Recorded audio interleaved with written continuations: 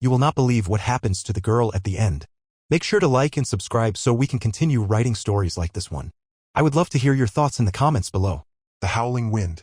The wind began as a somber sigh, filtering through the cabin's aged timbers and chilling Jacob to the marrow. A familiar sound, the herald of prairie storms. Yet tonight it resonated with a disquieting intimacy, a mournful tune composed solely for him. By nightfall, the sigh had exploded into a raging tempest. Rain hammered the glass, obscuring the already dim twilight, and the venerable structure groaned under the onslaught of each blast. The percussive assault was unyielding. Jacob stirred the simmering stew, its meager contents doing little to appease the hollowness within. Not a word had passed his lips all day, and the silence, once a welcomed companion, now felt like a crushing burden. A glance at the askew calendar served only to amplify his anxieties. Each passing day marched him closer to winter, closer to the bank's final judgment. The ranch wasn't just struggling, it was teetering on the brink. Every cent he owned, every future prospect, was staked on this land, on a season that had yielded only parched earth and broken promises. The wind intensified its assault, rattling the panes with such ferocity that he feared their disintegration. Grabbing his coat and hat, he armored himself against the encroaching chill. The cattle needed checking. He knew they would have sought refuge on the barn's sheltered side, but a nagging feeling persisted that they required more. They were his responsibility, his last vestige of hope, and further losses were unthinkable. Stepping outside was akin to facing a frozen waterfall. The gale clawed at him, stealing the air from his lungs and whipping his skin. The rain fell in sheets, saturating him instantly. Head bowed, he leaned into the tempest, boots sinking into the mire as he plowed toward the barn. The cattle, as expected, were clustered together, their eyes wide with apprehension. He could detect their fear, a pungent, acrid odor mingling with the earthy fragrance of the drenched hay. Moving among them, he offered soothing pats and murmured assurances that vanished in the storm's roar. They shuffled nervously but remained close, their collective warmth a meager solace against the element's fury. As he turned toward the cabin, it reached his ears, a sound so delicate he almost dismissed it as the wind's cruel jest. Yet it persisted, a frail, desperate keen riding the tempest's coattails. He froze, his heart hammering a frantic rhythm against his ribs. He strained, attempting to isolate the sound from the surrounding cacophony. There it was again, a cry laced with anguish and despair. Unquestionably not an animal. Hesitation gnawed at him. Reason urged him back inside to seek sanctuary from the storm's savagery. What could he possibly achieve out here? It was likely his imagination's trick, born of loneliness and incessant noise. But he couldn't disregard it. The sound had planted itself firmly in his conscience, a tiny seed of compassion taking root in his hardened soul.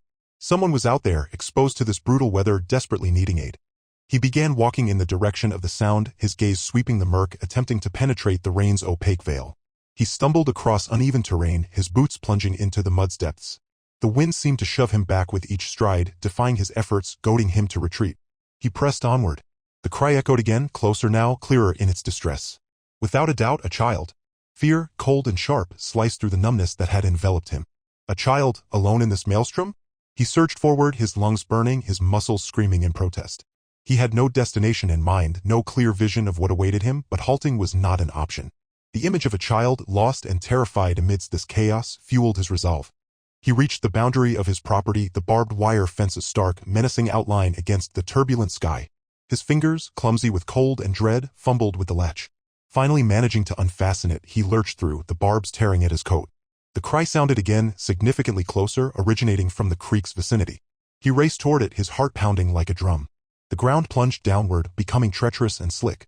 He nearly lost his footing multiple times, yet managed to maintain his balance. He reached the creek bank, the water swollen and agitated, a muddy torrent raging past. Visibility was near zero, the downpour obscuring everything. "Hello," he yelled, his voice barely audible above the storm's fury. "Is anyone there?" The cry resonated once more, a feeble, desperate sound seemingly emanating from the opposite bank. He peered into the darkness, his eyes straining to pierce the rain-soaked air. Then he caught sight of it. A flicker of movement, a shadowy form huddled beneath a stunted willow on the far side. Details were indiscernible, yet he knew someone was there. "Hold on," he shouted, his voice cracking with emotion. "I'm coming." Crossing the creek was impossible. The current's strength posed too great a hazard. He would have to return to the cabin, procure a rope, locate a safer passage. Yet, he couldn't abandon them out there, not for another moment. His gaze swept the bank, searching for any potential aid. Then he spotted it. A fallen tree, its trunk spanning the creek, forming a precarious bridge. A perilous option, a desperate gamble, but no alternative presented itself. He inhaled deeply, bracing himself against the fear threatening to consume him. He stepped onto the tree trunk, his boots sliding on the slick bark. The wind howled, threatening to topple him. He gripped the trunk tightly, his knuckles bone white. One step, then another. The trunk swayed precariously beneath him, the creek swirling menacingly below. He fixed his attention on the opposite side, on the dark figure beneath the willow, on the faint cry that propelled him forward. He inched along, slowly, cautiously, his body trembling from exertion and fear. Halfway across, the wind unleashed its full force, a violent surge threatening to tear him from his precarious perch. He clung on with every fiber of his being, his muscles screaming, his breath ragged. He squeezed his eyes shut, imploring the wind to subside. And then, as abruptly as it had begun, the gust dissipated. He opened his eyes, his vision blurred by the deluge. Still on the tree, still inching forward. Finally reaching the other side, his legs wobbled, his body soaked and numb. He stumbled off the trunk and collapsed onto the muddy bank. He lay there a moment, regaining his breath, his heart pounding. Gradually, he pushed himself up and turned toward the willow. There she was, huddled beneath the tree, her face pale and gaunt, her eyes wide with trepidation. She cradled something in her arms, something small swaddled in a blanket. Then he recognized it once more, the faint cry, now amplified, more distinct. It wasn't one child. There were more. He took a step toward her, his heart brimming with mingled fear and hope. He neither knew her identity nor her reasons for being out here, but one truth was undeniable: she needed his aid. And he wasn't about to forsake her. Strangers at the barn. A raw wind knifed at Jacob's spine, a biting reminder of the storm's fury. He shouldered open the barn door, his vision adjusting to the muted light that leaked between the planks. The mingled smells of cured hay and manure, normally a comfort, now felt oppressive, tainted with a strange, acrid tang. Then he noticed them. Pressed against the far wall, seeking what little refuge a stack of hay bales offered, huddled 4 figures. A woman, face ashen and gaunt, encircled 3 small children in her arms. They trembled, their garments clinging to their slight frames like second skins. Their stillness, their diminutive size, had initially rendered them invisible. Boots scuffing on the packed earth, Jacob advanced. The woman lifted her gaze, a fleeting spark of hope flickering within a well of fear. The expression vanished, replaced by a cautious reserve. 6 eyes, large and luminous, fixed upon him. Need some help? Jacob's voice, rasping from disuse, sounded foreign even to himself. The woman hesitated, then swallowed with visible effort. Our wagon, the axle snapped. Back by the creek. We couldn't make it any further. Her voice, a threadbare whisper, betrayed her utter exhaustion. Jacob stood immobile, the storm raging outside, rain hammering on the corrugated roof. His thoughts drifted to the empty stew pot simmering on his stove, the dwindling woodpile, the overdue bills gathering dust on his table. Providing for himself was a constant battle. Providing for this? A small child coughed, a wet, congested sound that sliced through the barn's chorus of wind and worry. Guilt, a sharp, unwelcome shard, pierced him. He recalled his mother's gnarled hands, her unfailing ability to share even in times of utter want. You can't stay here, he announced, the words sharper than intended. The woman's face crumpled. A little girl's lip quivered. Jacob continued. Not in the barn. It's not much, but come up to the house. At least get out of the wet. Relief washed over the woman's features, momentarily easing the strain. Thank you, she breathed, her voice thick with emotion. Thank you, sir. We won't impose. Jacob merely nodded, turning to indicate the path. He observed as she struggled to rise, her movements stiff and labored. The children clung to her, tiny hands gripping her skirt like anchors. As they moved into the light, details sharpened. All appeared to be toddlers, perhaps 2 or 3 years of age. Each possessed striking azure eyes and delicate blonde hair. One, a boisterous boy, immediately bounded towards the door, while another, a girl, remained rooted to the spot, glued to her mother's side. A third, also a girl, trailed behind, more reserved. Easy now, he muttered, more to himself than anyone else. The ground was treacherous, slick with mud and rainwater. He guided them toward the faint glow emanating from the cabin windows. The woman faltered, and Jacob reached out instinctively to steady her. Her hand felt like ice, the skin coarse and weathered. I'm Sarah, she murmured, her gaze downcast. Sarah Miller.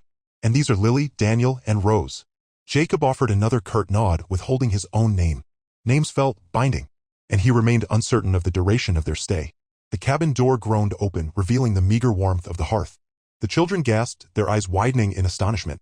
Even his cramped space seemed palatial compared to the confines of the wagon and the barn. Chaos erupted as they crossed the threshold. Mud marred the floor, the air saturated by the scent of damp wool and earth. Jacob observed a curious blend of trepidation and something akin to hope stirring within him. I'll fetch some blankets, he said, his tone still rough-edged yet gentler. He gestured toward the dilapidated chairs beside the fire. Sit. Get warm. Sarah shepherded the children closer to the inviting warmth.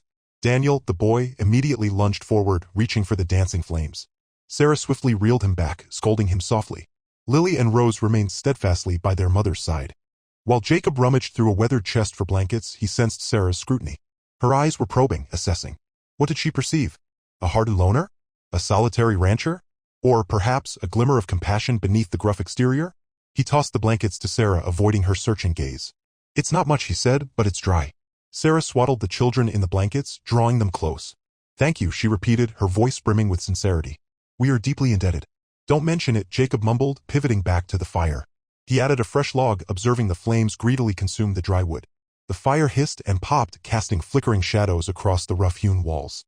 The silence deepened, punctuated only by the fire's crackling and the children's muffled sniffles. Jacob knew he should inquire. Where were they headed? What misfortune had befallen their wagon? How long did they intend to remain? But the questions remained unvoiced. He wasn't sure he desired the answers. Finally, Sarah broke the silence, her voice tentative. Our wagon, the axle gave way. We were traveling west, hoping to find work. But now, her voice trailed off, tinged with despair. Jacob remained silent. He was familiar with the hopeful faces of westward migrants, pursuing dreams that frequently crumbled into dust. He understood the desperation that compelled individuals to abandon everything, to gamble everything on the promise of a better existence. He glanced at the children huddled together beneath the blankets, their gazes riveted to the fire. They appeared so small, so defenseless. And their future, like his own, hung precariously in the balance. He swallowed hard, steeling himself. You can stay the night, he conceded, his voice barely audible. Just the night. He needed time to process, to formulate a plan. He needed to safeguard himself, to secure the meager possessions he still retained. Sarah nodded, her eyes glistening with gratitude. Thank you, she whispered. Just one night, that's all we require. But as Jacob stared into the dancing flames, he sensed that a single night could irrevocably alter everything. A crowded cabin. The cabin pressed in on Jacob, who was accustomed to the echoing emptiness of his days.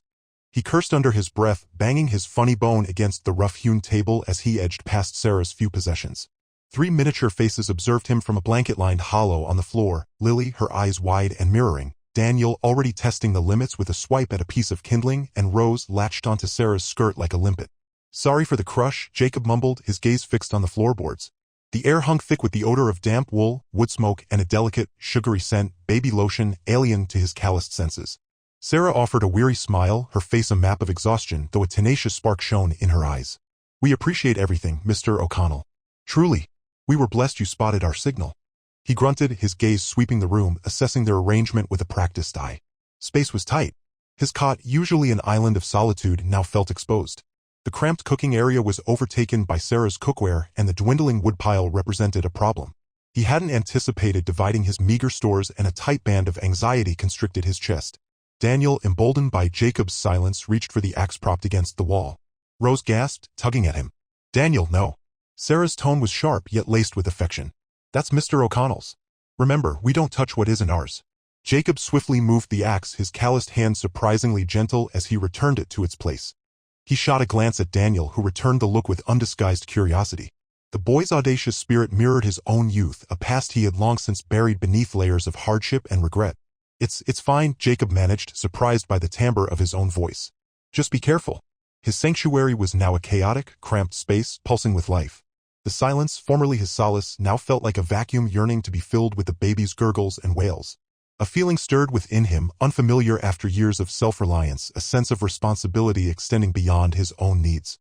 Later, after Sarah had managed to concoct a thin porridge from his dwindling oats for the triplets, and they were finally drifting into a fitful slumber, she approached Jacob as he hunched over a saddle, mending leather by the flickering candlelight. Mr. O'Connell, she began tentatively, barely above a whisper, I don't know how to properly thank you for everything you have done.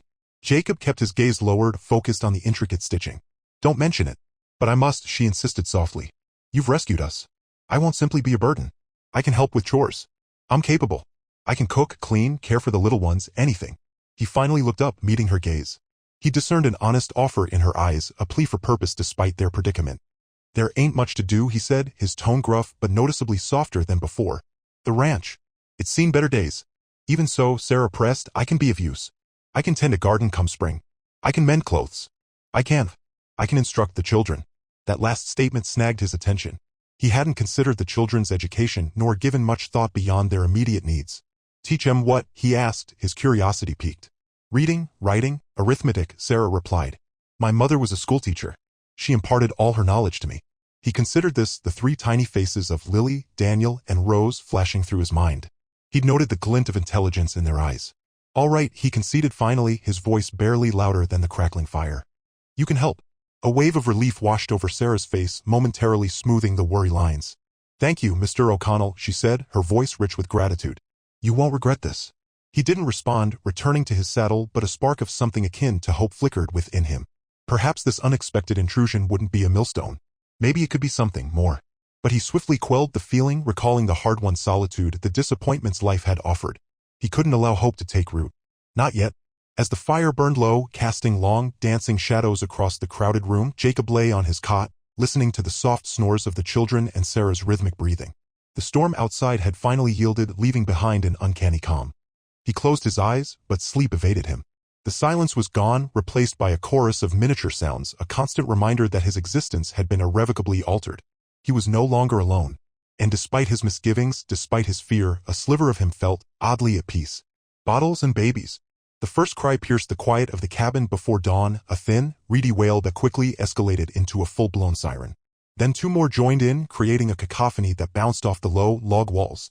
Jacob bolted upright in his cot, heart hammering. He hadn't heard that much noise at once since the county fair tractor pull. Sarah was already stirring, her face etched with exhaustion but her movements surprisingly swift. They're hungry, she mumbled, pushing herself up. I'll see to them. But Jacob, fueled by a strange mix of guilt and newfound responsibility, waved her back. Stay put. You need your rest. He knew what hungry sounded like. He'd been wrangling bawling calves for years. Surely, a baby couldn't be that different. Famous last words, he'd soon think. He rummaged in the dim light, finding the bag Sarah had brought in. Inside were 3 small, empty bottles. Milk, she instructed, pointing to the nearly empty pail on the hearth. I warmed some before bed. Jacob, feeling surprisingly confident, poured the lukewarm milk into the bottles. He'd handled livestock bottles 1,000 times. This would be a cinch. He grabbed the first baby, Daniel, the most boisterous of the trio, and cradled him awkwardly in one arm. The baby's face was screwed up in a furious red grimace. Jacob shoved the nipple into his mouth. Daniel latched on with surprising force, sucking so hard that his little cheeks puffed in and out like bellows. Milk dribbled down his chin and he coughed, sputtering. Jacob, flustered, tried to adjust the bottle, accidentally tilting it too far.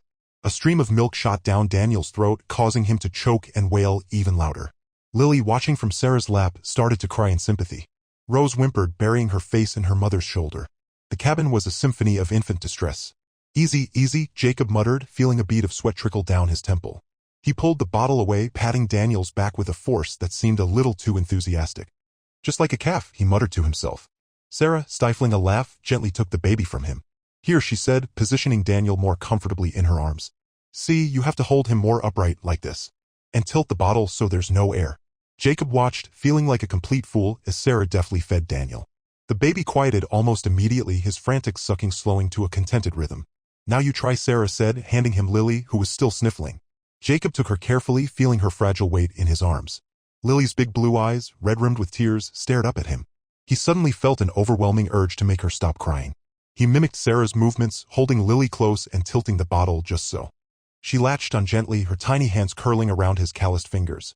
He felt a warmth spread through him, a sensation he hadn't experienced in years. But the peace didn't last. As Lily began to settle, Rose, sensing her siblings' contentment, decided it was her turn for attention. She let out a piercing scream that threatened to shatter the cabin windows. All right, Jacob said, handing Lily back to Sarah. One at a time. He picked up Rose, who was arching her back and kicking her tiny legs. This one seemed determined to make things difficult. He tried the bottle, but Rose just turned her head away, screaming even louder. Jacob jiggled her, bounced her, and even tried singing a tuneless rendition of Old MacDonald, the only song he could remember. Nothing worked. Sarah, watching the spectacle with amusement, intervened again. She probably needs burping, she said, gently taking Rose and patting her back. A few moments later, a tiny but surprisingly loud burp erupted from the baby. Rose's face relaxed and she latched onto the bottle with gusto. Jacob watched, mesmerized, as Sarah expertly managed the chaos. She seemed to have an innate understanding of these tiny creatures, a skill he clearly lacked. He felt a surge of gratitude mixed with a healthy dose of humility.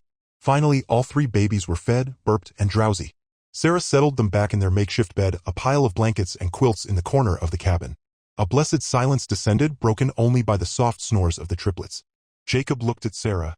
who was leaning back against the wall, her eyes closed. "Thank you," he said, his voice rough with emotion. I didn't know what I was doing." Sarah smiled wearily. "Nobody does it first," she said. "It's all trial and error." He glanced at the sleeping babies, their faces peaceful and innocent. "It's a lot," he admitted. "It is," Sarah agreed. "But it's also wonderful." Jacob looked at her, really looked at her, and saw the weariness in her eyes, but also the unwavering love and determination. He saw a strength he admired, a resilience he envied. And for the first time since she arrived, he didn't see her as a burden, but as a partner. Maybe, just maybe, they could figure this out together. He walked to the hearth, grabbed the milk pail, and headed out the door. "I'll get more milk," he said. "We're going to need it." Helping hands. The relentless rhythm of feedings and diaper changes settled into a manageable, if exhausting, routine. Jacob found himself anticipating the tiny gurgles and milky smiles, a sensation so foreign it felt like a phantom limb awakening. But it was Sarah's quiet competence that truly amazed him.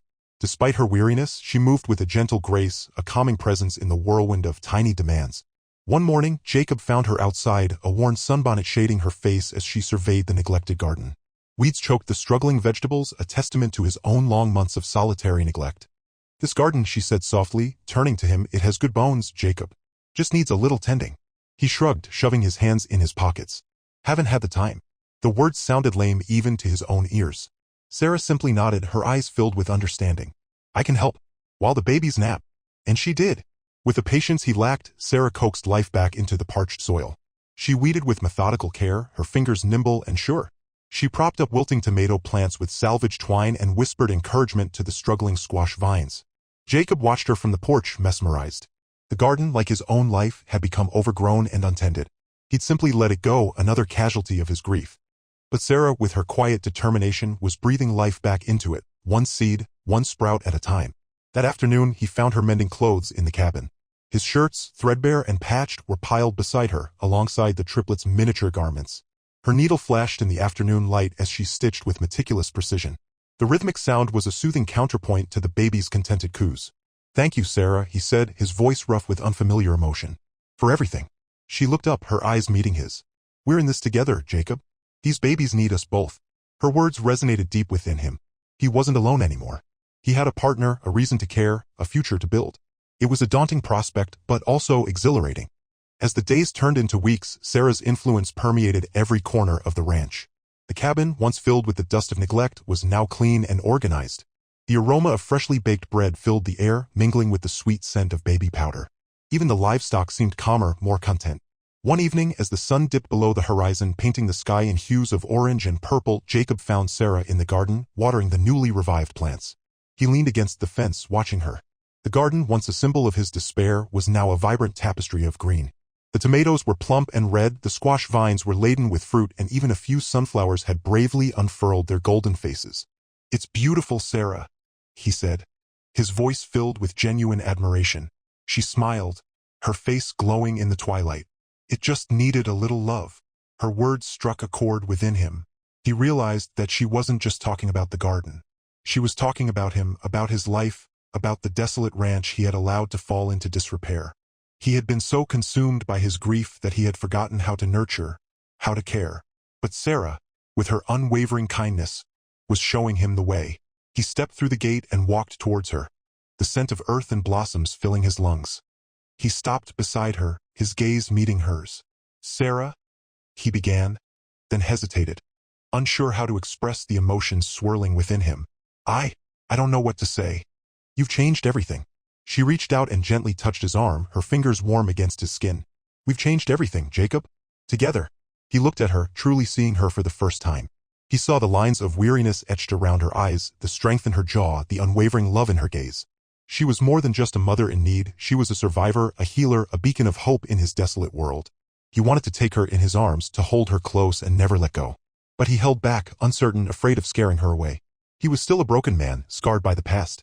But as he looked at her, standing there amidst the thriving garden, he felt a flicker of hope ignite within him. Maybe, just maybe, he could be whole again. Maybe, with Sarah by his side, he could finally build a life worth living. He cleared his throat, his voice still rough. "Thank you, Sarah, for giving me a reason to try."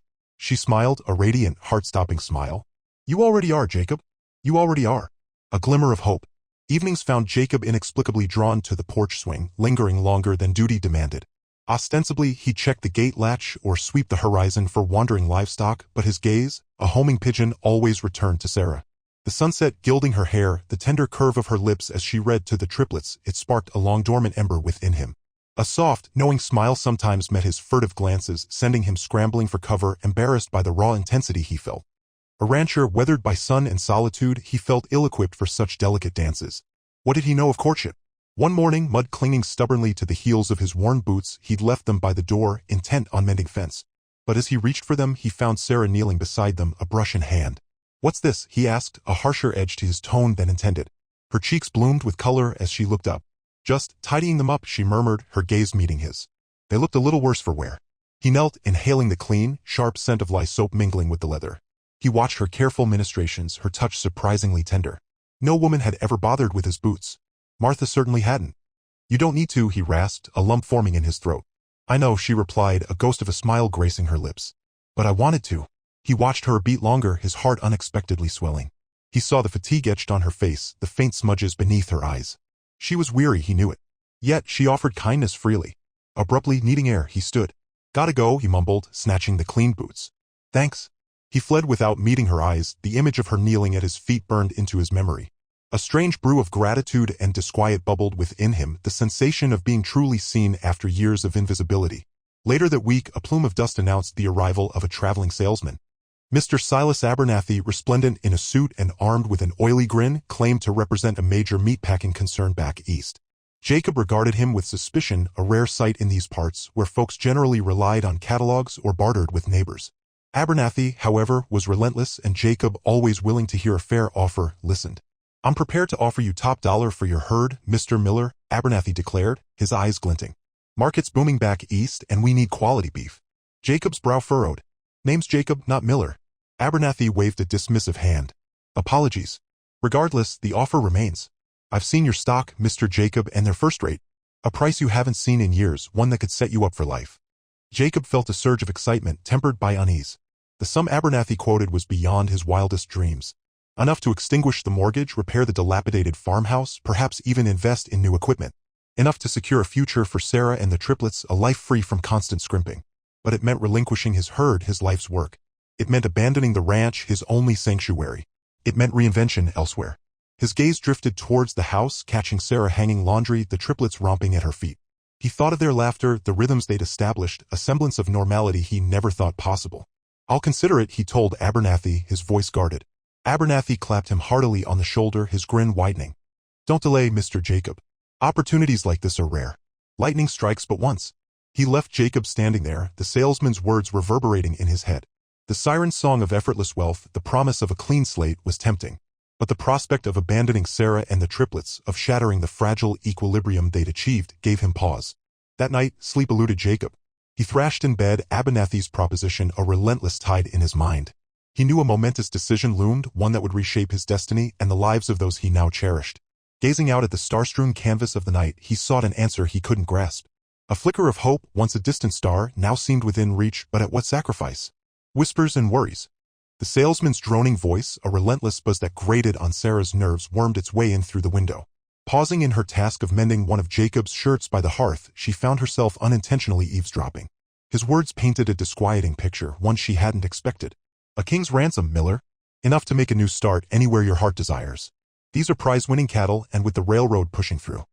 Jacob's responses were low, punctuated by guttural acknowledgments. Sarah's stomach clenched. A new start? Anywhere he wanted? What would become of her, of the triplets?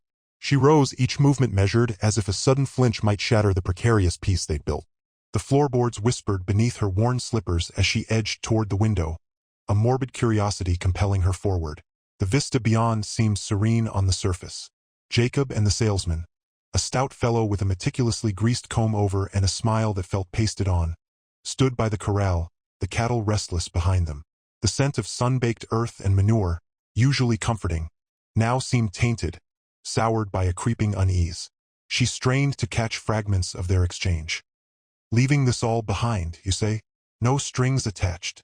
The salesman's voice dripped with false concern.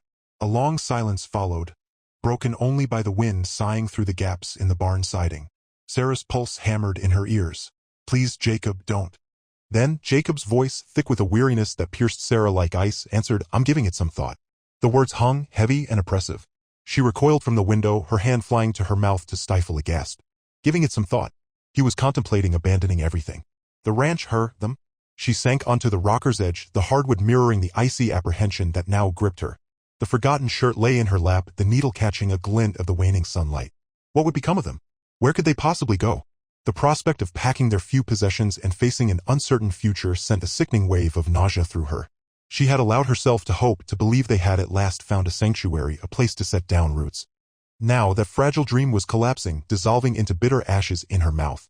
Lily, who had been amusing herself with pebbles on the floor, looked up at Sarah, her wide blue eyes questioning. Lily always seemed to sense her moods, a tiny barometer reflecting her inner turmoil. Sarah forced a smile, but Lily's brow creased with concern. Mama sad? She murmured, clambering onto Sarah's lap. Sarah pulled her close, burying her face in the child's sweet-smelling hair. Mama's just tired, sweetheart. But the lie felt like poison. She couldn't forever shield Lily from the truth looming. If Jacob sold the ranch, their lives would be thrown into disarray once more. The fragile security they'd carved out would be decimated, leaving them adrift in a world that had shown them scant kindness. As twilight descended, stretching long shadows across the prairie, Sarah carried Lily to the window.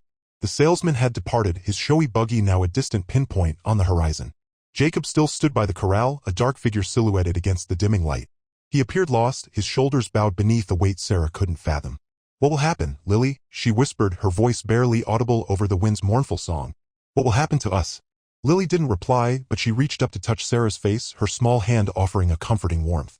Sarah closed her eyes, clinging to that small gesture of love and hope. It was all she could hold onto.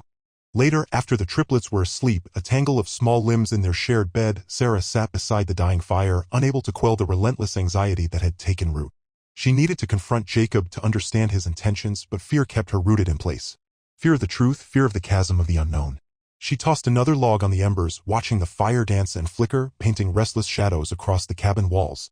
The silence was oppressive, broken solely by the crackling wood and the distant cry of a coyote. Her gaze fell on the rifle leaning against the wall, a silent promise of Jacob's protection, a symbol of the very security she now feared losing. At last, she rose, resolve hardening her spine. She couldn't exist in this torment, this agonizing uncertainty. She had to know. She moved towards the door, her hand shaking as she reached for the latch. The night air felt cool against her skin as she stepped outside, drawn by the faint glow of Jacob's lantern emanating from the barn. She had to know. She had to ask. Her family's destiny hinged on it. Lily's fever. A faint, reedy cry, barely louder than a mouse's squeak, penetrated the fire's constant crackle. Sarah, dozing in the rocker, snapped upright. Again it came, a piercing sound of distress, slicing through the cabin's stillness. She was at Lily's side in a heartbeat, a hand pressed to the little girl's brow. Furnace hot. Panic seized Sarah, a cold fist clenching in her chest.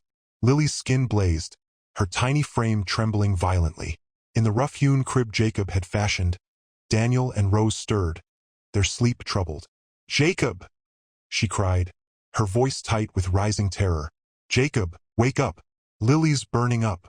Jacob, feeding the blaze, pivoted, his expression darkening as he took in Sarah's face. 3 long strides brought him to the crib, where he knelt. His fingers grazed Lily's forehead, and his jaw tightened. She's burning up, he confirmed, his tone grave. Sarah was already tugging at Lily's blanket, her hands unsteady. What do we do? What is it? I don't know, Jacob replied, his gaze sweeping the small space, as though the answer clung to the log walls. A chill, perhaps, or something far worse. The unspoken hung heavy between them, the threat of childhood ailments, once abstract, now a looming nightmare. Sarah's thoughts spun, grasping at the threads of every home remedy her mother had ever taught her. We need a doctor, she whispered, her voice barely audible. Jacob rose, his features carved with concern. Nearest doctor's in Willow Creek. 6 hours if the road is clear. He glanced at the window where the gathering wind vibrated the panes. And a tempest is gathering. Sarah followed his gaze. The sky was a canvas of bruised purples, pregnant with snow. The wind keened like a lost soul, battering the cabin with growing force. A blizzard. We have to try, she insisted, her voice gaining an edge of desperation. We can't just watch her. The rest died in her throat, choked by the image of Lily, fragile and helpless. Jacob rubbed his whiskered jaw, his eyes warring with internal conflict. He was calculating the odds, assessing the situation.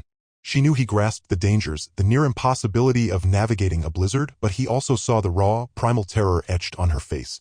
All right, he conceded finally, his voice firm, resolved. I'll go. Relief surged through Sarah, a wave so intense it nearly buckled her knees. Thank you, she breathed, her voice thick with emotion. Thank you. He avoided her eyes, already in motion, snatching his warmest coat, his actions efficient. Wrap her warmly, he instructed. Try to keep her fever down. I'll return as soon as I can. The next hour dissolved into a frenzy of action. Sarah dipped cloths in cool water, gently sponging Lily's brow and neck. She hummed lullabies, whispered frantic prayers, anything to soothe the child's fitful slumber. Daniel and Rose, sensing the looming anxiety, clung to her skirts, their wide eyes mirroring her own distress. Jacob, meanwhile, prepared for the perilous journey. He saddled Bess, his sturdy chestnut mare, packing a bedroll, some jerky, and a flask of steaming coffee. He checked his rifle, ensuring it was primed. The blizzard could bring more than frozen winds, it could bring predators driven from the highlands by hunger. Before departing, he paused in the doorway, a dark silhouette against the swirling white. He met Sarah's gaze, his expression unreadable in the dim light. Keep the fire blazing, he instructed, his voice low. And watch after the little ones. He nodded toward Daniel and Rose, who watched him with solemn faces. Then, without another word, he vanished into the storm. Sarah watched him disappear, her heart hammering against her ribs. The door slammed shut, its echo swallowed by the wind, leaving her isolated with her escalating fear and Lily's relentless fever. Minutes bled into an eternity. The wind shrieked, assaulting the windows and threatening to tear the cabin from its moorings. The snow piled against the door, a relentless white siege.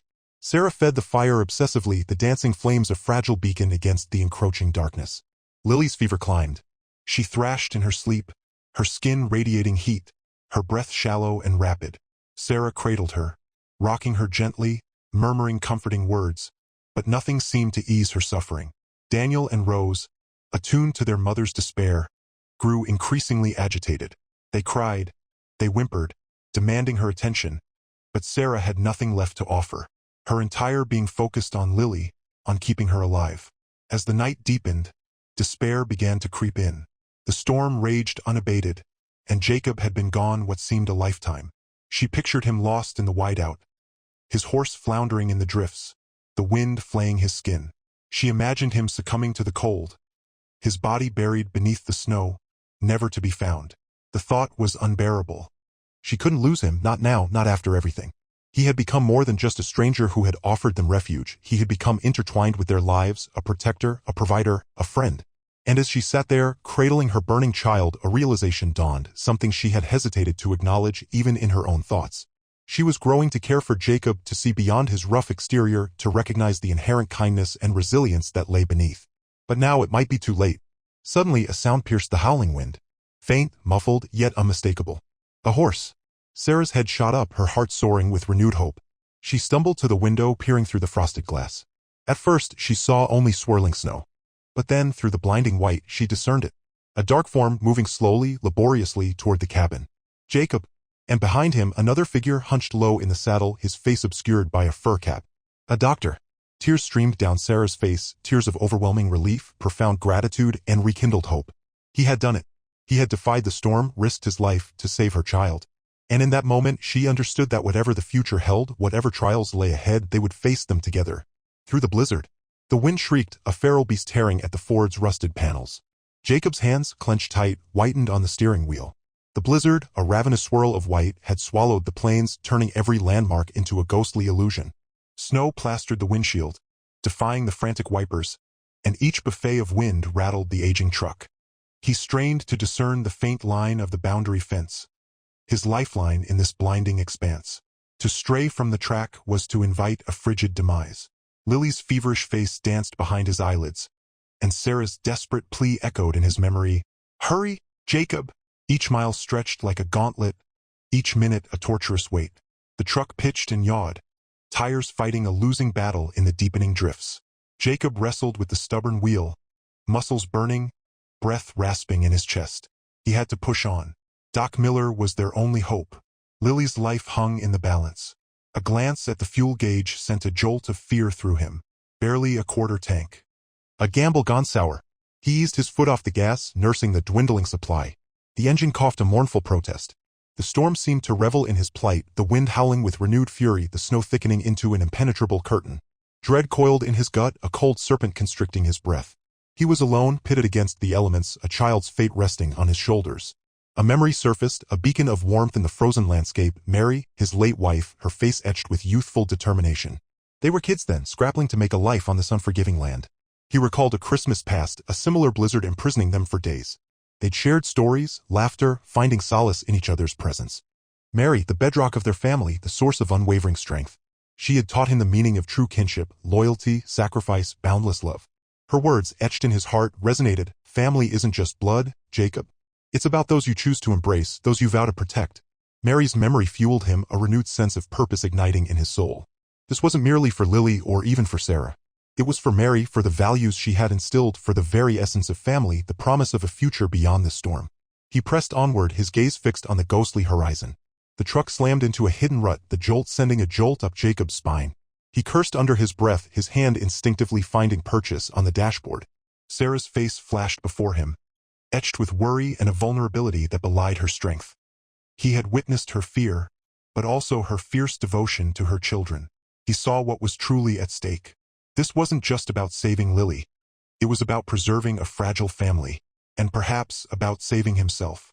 The tempest intensified, pummeling the truck with ruthless force. The snow morphed into ice, forming a crystalline barrier across the windshield. Fingers numb, Jacob scraped a peephole, just large enough to glimpse the road ahead.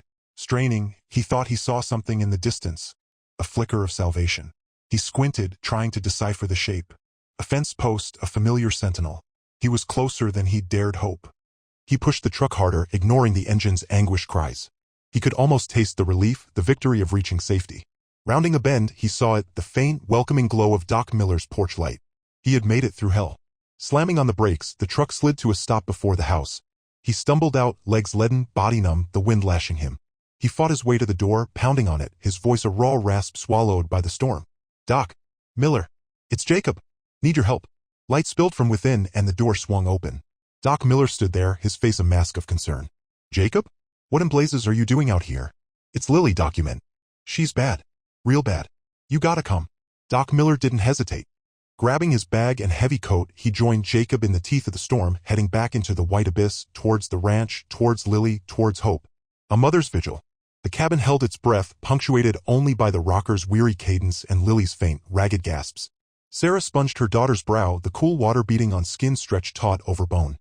Embers glowed in the hearth, their dance painting the rough-hewn walls in shifting ochre and sepia tones.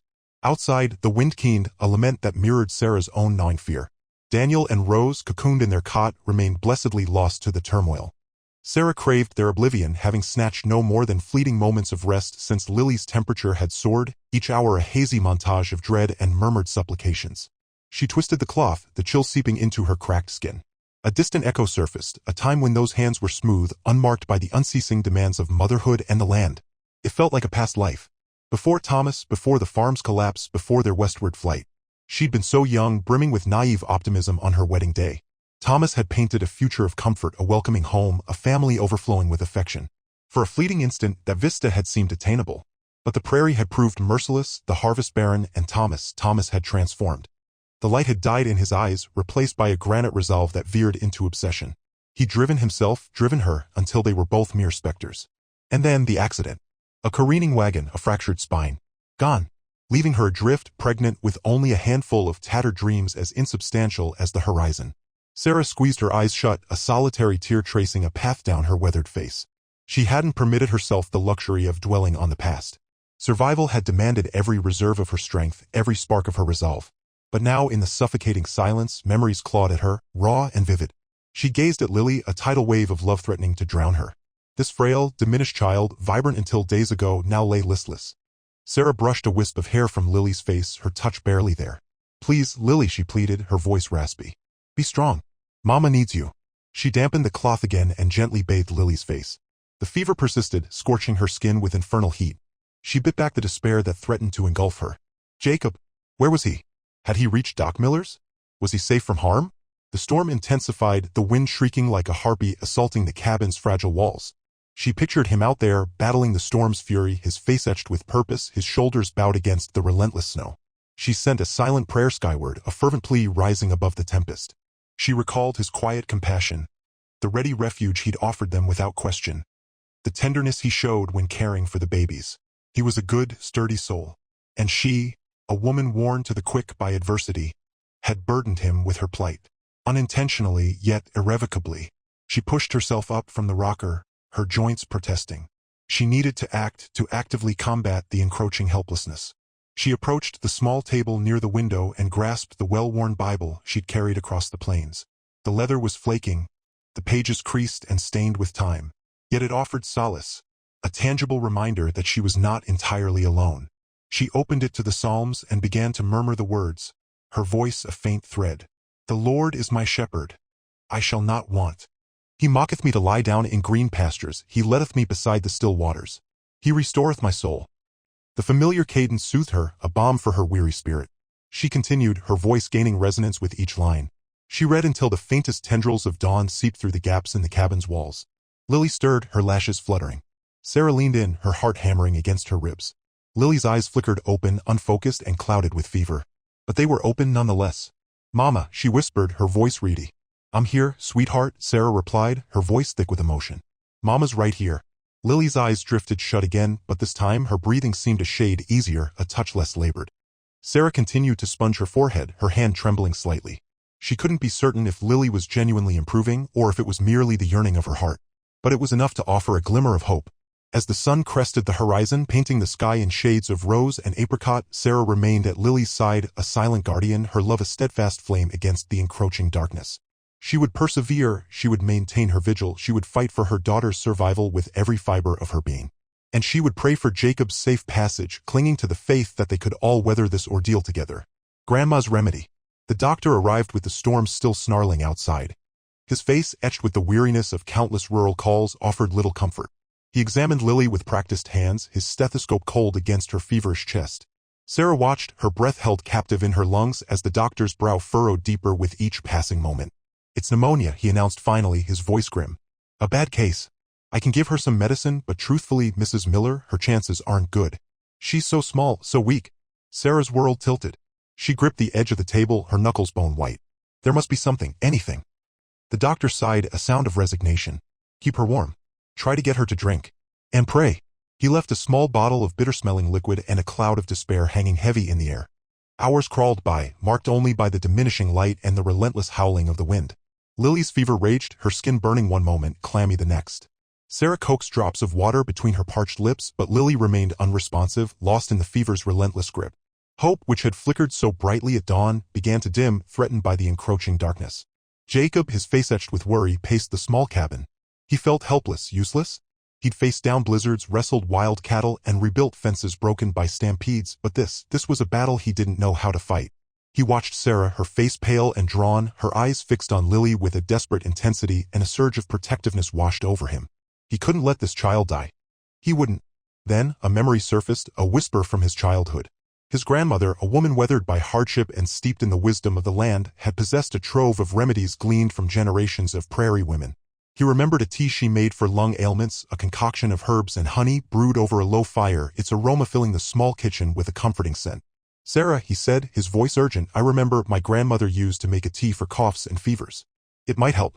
Sarah looked up, her eyes bloodshot and filled with a fragile glimmer of hope. "What's in it?" "I don't remember exactly," Jacob admitted, "but I think I can figure it out." "It's worth a try, isn't it?"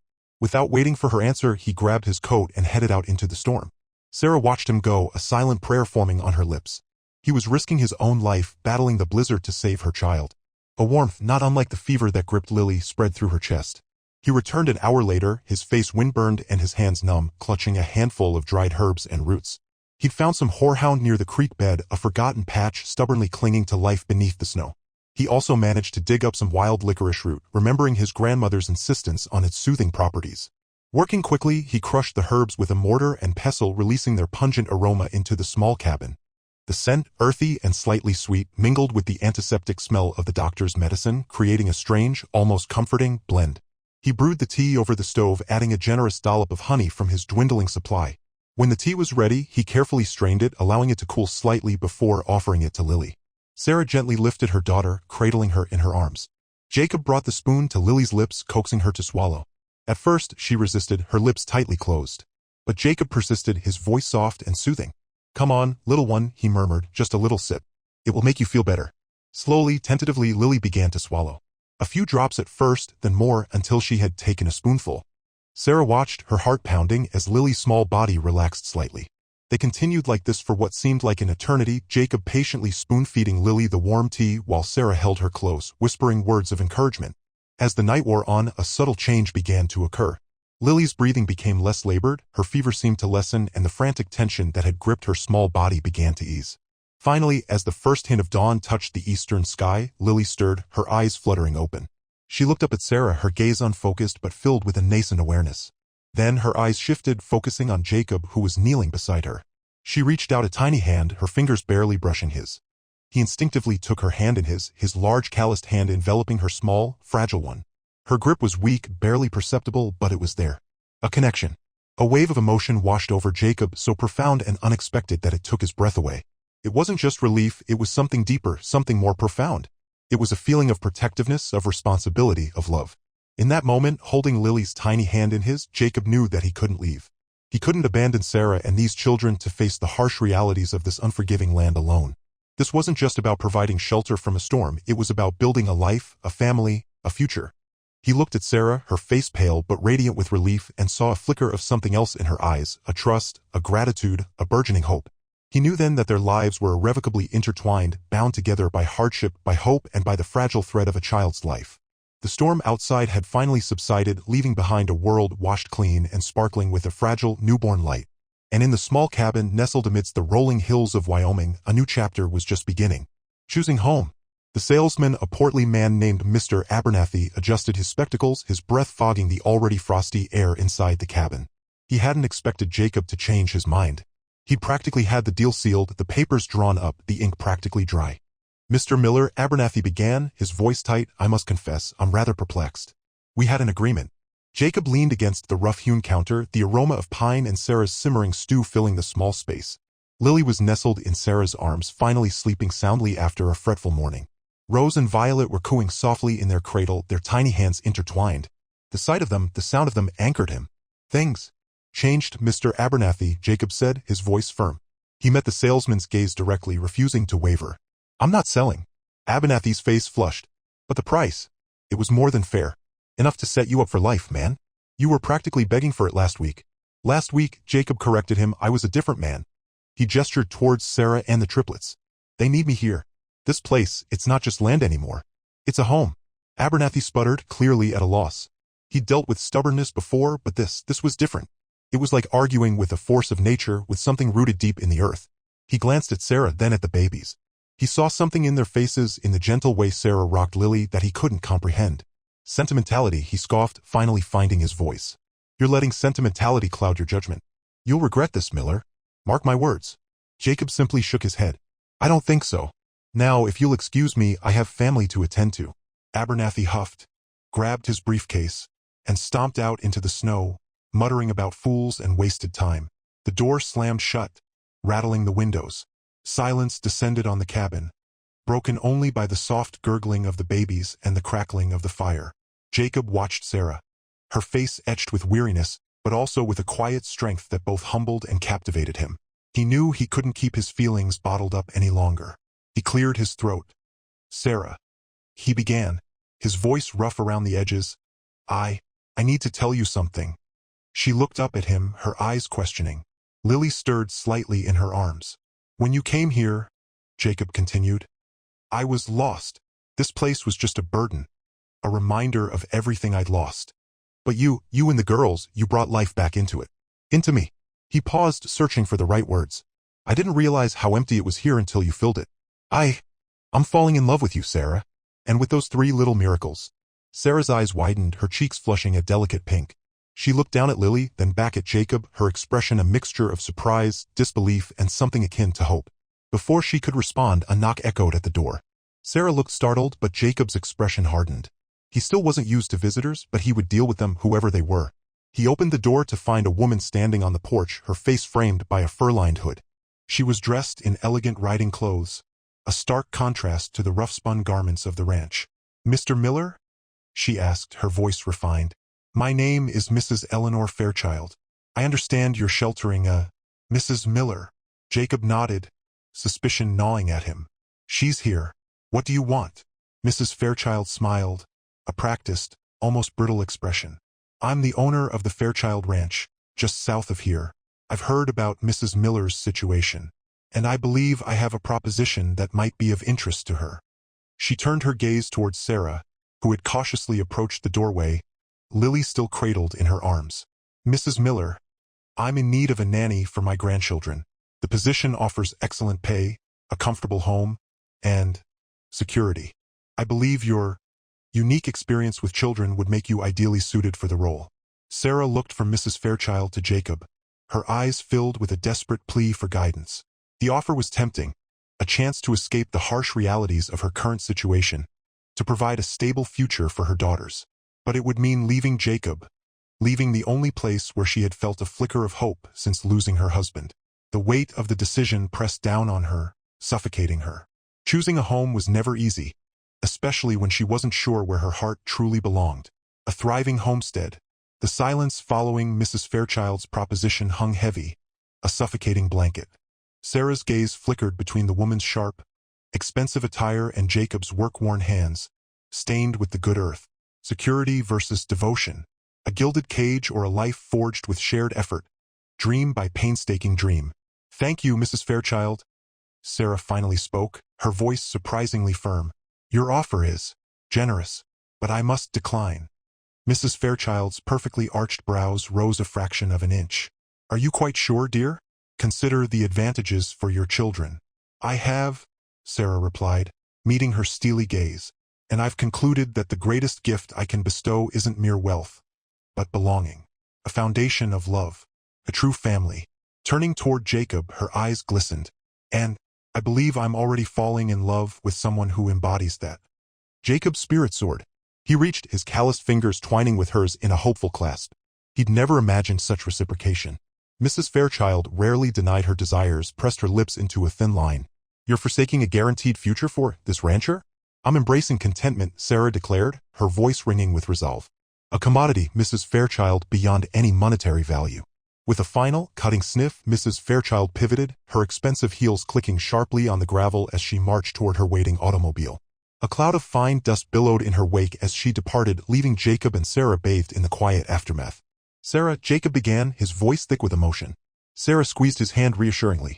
I meant what I said, Jacob. I think I'm falling in love with you two. An immense wave of relief crashed over him, nearly stealing his strength. He drew her close, burying his face in the sun-warmed silk of her hair, inhaling its delicate wildflower scent. I never believed after all that's happened. Life holds unexpected turns, Sarah murmured, tilting her head back to meet his gaze, her eyes bright. And this one feels remarkably right. The next morning broke with radiant clarity, as though the very heavens celebrated their burgeoning bond. They awoke early, united by a shared purpose. A quiet electricity crackled in the air, a palpable sense of possibility long absent from their lives. Driven by Sarah's presence, her unwavering faith, Jacob threw himself into his chores with renewed zeal. Each fence post mended was a stake planted in their shared future. Each patch of cleared land a testament to their dedication. Sarah, in turn, resurrected the garden, a patch of earth starved for love. With the same tenderness she lavished on her children, she coaxed life from the soil. Lily, Daniel, and Rose, now sturdy toddlers, mirrored her every move, their laughter rippling through the rows of tender plants. Lily mimicked Sarah, carefully patting down the earth. Daniel, ever the explorer, gave chase to flitting butterflies amid the beanstalks, his infectious joy brightening every task. Rose, cautious but curious, reached out to trace the delicate petals of nascent blooms, her gentle spirit radiating outward. They became partners in a delicate dance of labor, their movements a synchronized rhythm of growing affection. Jacob hauled buckets of water, Sarah nurtured seedlings, and the triplets provided a constant chorus of delighted chaos. The days stretched long and taxing, yet they were imbued with purpose, with the profound satisfaction of building something lasting, something beautiful. Signs of their labors gradually began to emerge. The fields, once desolate, now grazed healthy cattle, their coats gleaming like polished copper. The garden burgeoned with produce, scarlet tomatoes, crisp lettuces, sweet kernels of corn, a testament to Sarah's innate talent and Jacob's evolving skills.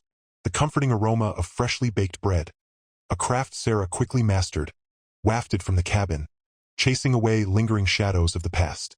Evenings found them gathered on the porch, watching sunsets paint the sky in fiery hues. The triplets, snuggled close, pointed at distant stars, their eyes wide with innocent wonder. Jacob spun tales of the land, of intrepid pioneers, of the indomitable spirit of humankind. Sarah sang gentle lullabies, her voice a soothing balm, serenading the children into peaceful sleep. Slowly, painstakingly, the ranch began to flourish. It wasn't just the land that thrived, but their hearts, too. A hearty laugh came easier to Jacob, his rough exterior softening under Sarah's warmth. Sarah discovered untapped reserves of strength, a resilience born of necessity and fueled by devotion. One evening, bathed in the twilight glow, fireflies dancing in the air, Jacob turned to Sarah, his gaze overflowing with gratitude. "I never imagined this kind of happiness," he confessed, his voice husky. "You and the triplets, you've given me a life beyond anything I dared to hope for." Sarah smiled, her hand finding his. "We've built a life together, Jacob. This is our creation." Squeezing her hand, he surveyed the thriving farm, the sleek cattle, the abundant garden, the sleeping triplets nestled safely inside. "This isn't just a ranch anymore, Sarah," he said, his voice filled with quiet awe. "It's a home." As weeks bled into months, the ranch continued its ascent. Jacob expanded the herd, making shrewd investments and carefully managing their resources. Sarah experimented with new crops, diversifying their yield and ensuring a stable food supply. They even began selling their surplus at the local market, generating a small but consistent income. The triplets, growing taller and stronger with each passing day, integrated seamlessly into the ranch's rhythm. They gathered eggs from the hen house, their small hands cradling the delicate treasures. They trailed behind Jacob as he tended to the cattle, their eyes wide with fascination. They explored every hidden corner of the ranch, their laughter a constant symphony echoing through the fields, a joyful reminder of the happiness they had brought into Jacob's life. One afternoon, while Jacob repaired a section of damaged fence, Daniel toddled over, a small twig clutched tightly in his hand. He offered it to Jacob, his brow furrowed in concentration. "Fix it, Papa," he whispered. Jacob's heart swelled. He accepted the twig, his fingers brushing against the boy's soft skin. "I will, son," he promised, his voice thick with emotion. His gaze swept over the homestead, encompassing the flourishing fields, the contented livestock, the vibrant garden, and his 3 precious children who had become his entire world. He had traveled far from the solitary, fractured man who once wandered these lands. He was no longer alone. He had found family, belonging, purpose. And he had Sarah, who had revealed to him the profound meaning of love. The future remained uncertain, but for the first time in years, Jacob faced it with renewed hope. He knew challenges lay ahead, but he also knew he wouldn't face them alone. With Sarah by his side, they could weather any storm. They had built a haven, not just upon the land, but within their hearts. And that, he knew, was something worth fighting for always.